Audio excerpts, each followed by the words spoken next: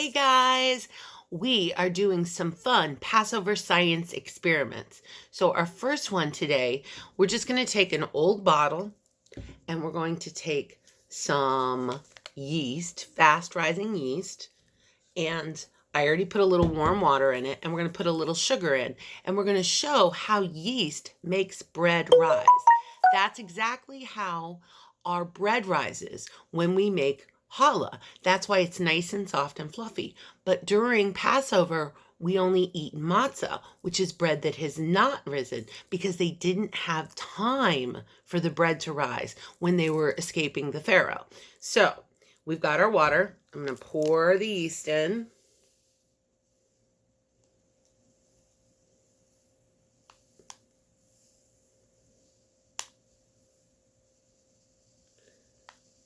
All right, now I'm going to put some sugar in. So yeast is a dry organism that gets woken up when you start using it. And so this sugar and the warm water are going to wake it up, and it's going to start making this gas, which is why our bread rises. So putting a little more sugar in, make sure it's nice and woken up. All right, now I'm going to mix that around a little. Make sure that yeast is starting to wake up. Now I'm just going to take a little baggie and a rubber band. You could also use a balloon, but I couldn't find any and I didn't want to go out shopping. So I'm going to take my baggie and I'm going to take the baggie. I'm going to make sure there's no air in it, because the whole point is I want to show you how it has air. And I'm going to take a rubber band and put it around so we can see how the yeast is going to make a gas. Ooh, got that nice and tight. Oh, wow, it's already rising. It's already making the gas. So you can kind of see I had made sure there was no air in it, and look, it's already getting all puffy. So let's do our other experiment and then we'll check back on this. So our next experiment is super fun and super easy, and you have everything at home, I promise.